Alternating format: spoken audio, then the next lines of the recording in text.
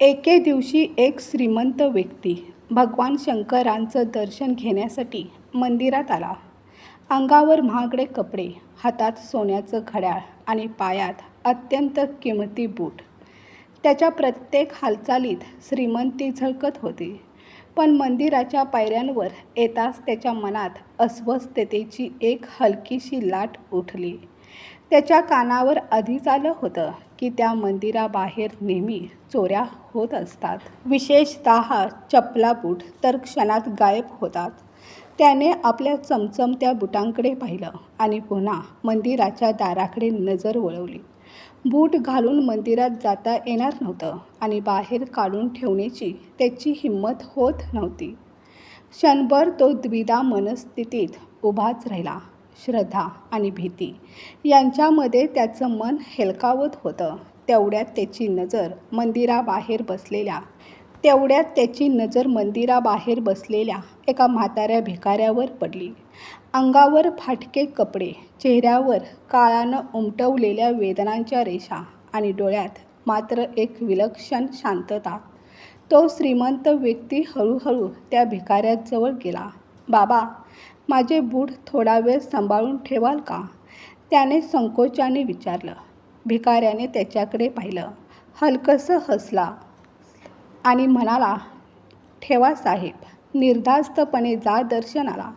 त्या शब्दांमध्ये एवढा प्रामाणिकपणा होता की त्या श्रीमंत व्यक्तीने क्षणाचाही विचार न करता आपले महागडे बूट त्याच्याजवळ ठेवले आणि मंदिरात गेला. पूजा सुरू झाली. घंटांचा नाद दुमदुमत होता. धुपाचा सुगंध वातावरणात दरवळत होता. पण त्या श्रीमंत व्यक्तीचं मन मात्र विचित्र विचारांनी भरून गेलं होतं. देवाच्या समोर हात जोडून बसलेल्या त्या माणसाच्या मनात अचानक एक प्रश्न उभा राहिला. "देवा, ही कसली तुझी दुनिया आहे? एखाद्याच्या पायात हजारो रुपयांचे बूट आणि एखाद्याच्या नशिबात 2 वेळच्या भाकरीसाठी हात पसरवणं. तू सगळ्यांना सारखं का नाही बनवलंस? सगळ्यांच्या आयुष्यात समान सुख का नाही दिलंस?" त्याच्या मनात त्या भिकाऱ्याबद्दल करुणा दाटून आली. क्षणात त्याने मनोमन ठरवलं, घरी जाताना त्या भिकाऱ्याला 500 रुपये देऊन जाईन. निदान आज तरी त्याच्या चेहऱ्यावर थोडंसं समाधान दिसेल. थोड्याच वेळात पूजा संपली. तो समाधानाने बाहेर आला. पण मंदिराच्या पायऱ्यांवर येताच त्याचे पाय थबकले. ना तिथे त्याचे महागडे बूट होते, ना तो भिकारी. क्षणात त्याच्या चेहऱ्यावरचं समाधान नाहीसं झालं. मनात संशयाचं काळं ढग दाटून आलं. बहुतेक बूट घेऊन पळालाच तो. त्याच्या मनात विचार चमकून गेला. पण पुढच्याच क्षणी त्याने स्वतःला सावरलं. नाही, कदाचित एखाद्या कामासाठी गेला असेल, असं स्वतःला समजावत तो मंदिराबाहेरच उभा राहिला. वेळ पुढे सरकत होता, पण त्याची नजर मात्र त्या गर्दीत सतत त्या भिकाऱ्याला शोधत होती. खूप वेळ वाट पाहूनही तो भिकारी परत आला नाही. तेव्हा त्या श्रीमंत व्यक्तीच्या मनात संशयाचं वादळ उठलं. त्याला आता खात्रीच वाटू लागली होती की तो भिकारी त्याचे महागडे बूट घेऊन पळून गेला आहे. क्षणात त्याच्या मनात दुःख, राग आणि निराशा एकत्र दाटून आली. ज्या माणसावर त्याने विश्वास ठेवला होता, त्याच माणसानं आपली फसवणूक केली. ही भावना त्याच्या मनाला टोचू लागली.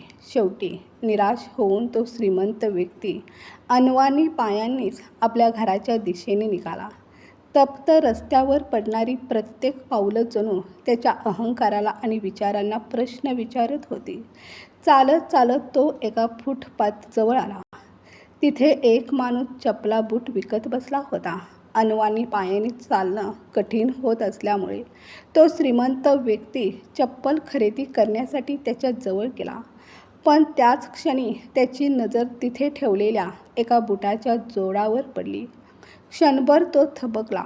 ते बूट अगदी त्याच्यासारखे दिसत होते.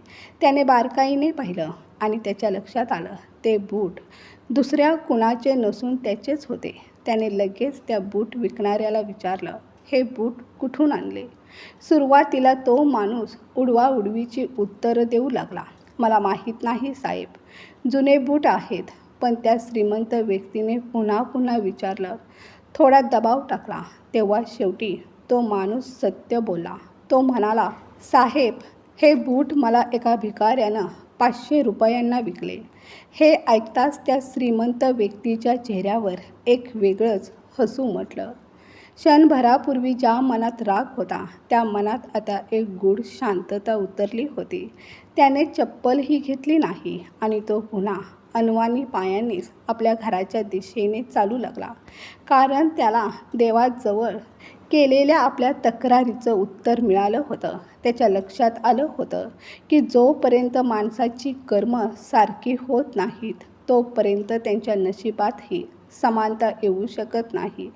देवानं त्या भिकाऱ्याच्या नशिबात कदाचित 500 रुपये आधीच लिहून ठेवले होते, पण ते पैसे कोणत्या मार्गाने मिळवायचे हे मात्र त्या भिकाऱ्याच्या कर्मावर अवलंबून होतं. जर त्याने प्रामाणिकपणा निवडला असता तरी देखील त्याला ते 500 रुपये मिळाले असते, कारण तो श्रीमंत व्यक्ती स्वतःच त्याला ते देणार होता.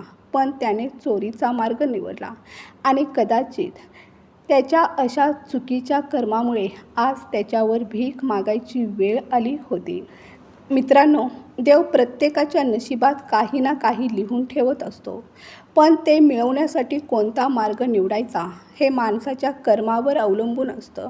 प्रामाणिकपणा, चांगली कर्म आणि योग्य मार्ग माणसाला खऱ्या अर्थाने उंचीवर घेऊन जातात, तर चुकीची कर्म माणसाला अधपतनाकडे नेतात. म्हणून परिस्थितीपेक्षा माणसाची कर्म अधिक महत्त्वाची असतात. माणसाचं नशीब देव लिहितो, पण त्या नशिबापर्यंत पोहोचण्याचा मार्ग माणसाच्या कर्मांनी ठरत असतो. मित्रांनो, ही कथा तुम्हाला आवडली असेल तर ती तुमच्या मित्रपरिवारासोबत नक्की शेअर करा आणि आपल्या चॅनलला सबस्क्राईब करायला विसरू नका. कमेंटमध्ये हर हर महादेव नक्की लिहा. धन्यवाद.